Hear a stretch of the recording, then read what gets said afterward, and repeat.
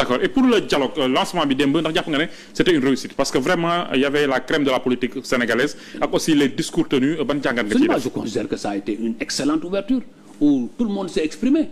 Tout le monde s'est exprimé. À chaque fois que des remarques ont été faites, le comité, à travers la direction générale des élections, que je félicite, à travers le ministre de l'Intérieur que je félicite, ils ont tenu compte des remarques des uns et des autres et ont eu, même dans le protocole des discours, tout le monde s'est retrouvé. J'ai pu voir quelques rares, une ou deux personnes, trois contestés dans la salle, et ça c'est aussi normal. Et ñëpp amul benn frein buñ ci wax. Aly Ngouille a tenu un discours que l'APR aurait tenir dans sa permanence. Personne n'a bronché. Amadou Ba a fait autant. Khalifa Sall a fait autant. Khalifa Sall a dit nañu juboo ba pare doog a jubal ak jubanti. L'honorable député Anta Babacar Ngom a fait la même chose. Et le président a répondu en restant sur la ligne qu'il a déjà tracée. Amul ay polémique, amul ay invective, tout s'est bien passé et des bureaux ont été proposés et les commissions commencent à travailler demain. Donc moi je ne vois pas fan la ñun lu ñuy xeex ni boycotté lan la ci yokk ou bien lu mu ci wàññi. C'est-à-dire que ñun xam nga ñu ngi xeex. Vous êtes en train de vous attaquer à votre propre parti. Non, bu ñuy xeex da ngay xool l'objectif que tu cherches. Est-ce que tey la non-participation en débat permettra aux gens d'être libérés? Ou bien nous permettra-t-il de reconquérir rapidement le pouvoir? Parce que l'objectif final, c'est ça. Mais quels sont les mécanismes que nous devrons mettre en place pour y arriver? Mais c'est cela là. Mais est-ce que ngeen ko seetal ils sont dignes de confiance ñi leen woo ci dialogue bi nii parce que aussi ce qu'on dit mooy que dans le passé ils ont dit des choses yoo xam ne et après ils ont fait le contraire. Encore que man dama jàpp ni en politique il y a toujours comme ça. L'opposition d'alors nous reprochait de ne pas respecter nos engagements. Mais c'est comme ça. Mais politique parfois, et le président s'est engagé à respecter tous les consensus obtenus autour de ce dialogue. Parce que il y a Madame Aminata Mbengue Moussa Wagne à qui je rends hommage. Ñoom ñëpp ils ont rappelé que le meilleur code qui est né en 1992 avait dit de ne pas changer de virgule.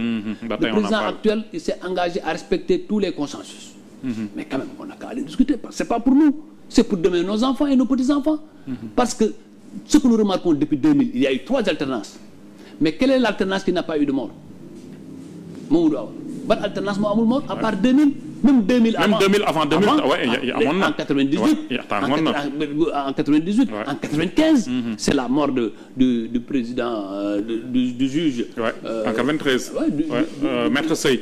Du vice-président du Conseil constitutionnel, Maître Babacar Sey. Mais amul période préélectorale qui n'a pas eu de tension très forte.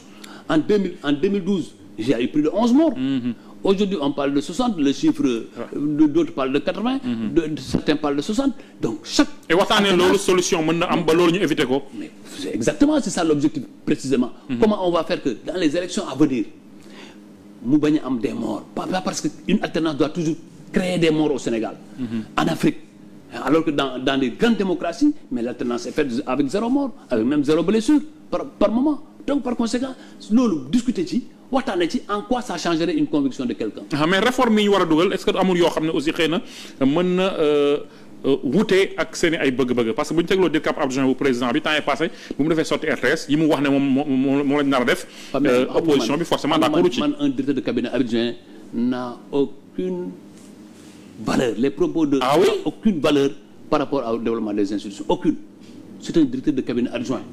Man, ce que je retiens, c'est ce que le président de la République dit, ou le Premier ministre dit, ou un ministre qui dit. Mais un directeur de cabinet adjoint, normalement, il devait rester dans le cabinet. Ses compétences se limitent dans le cabinet.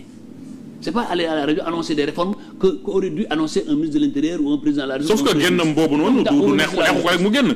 Am na lu muy tekki. Mais je n'accorde aucune valeur à ça. Xam nga la ma gëm. Mooy président bi li mu wax ci dialogue bi ne consensus yëpp dana ko changer virgule.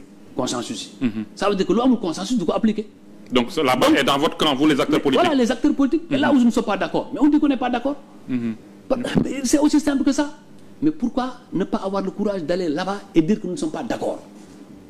Man, d'abord, mais d'ailleurs, on a mis une vidéo, moi en tout cas, qui m'a mis mal à l'aise. Dans laquelle vidéo, on montre tous les chefs d'État, tous les anciens présidents de la République, qui montrent qu'ils étaient ouverts au dialogue, qu'ils veulent le dialogue et qu'ils invitaient l'opposition au dialogue. Ouais, j'ai vu ça. On a montré Abdou Diouf, on a montré Maître Abdoulaye Wade, on a montré Macky Sall. Et aujourd'hui, le parti de Macky n'est pas présent.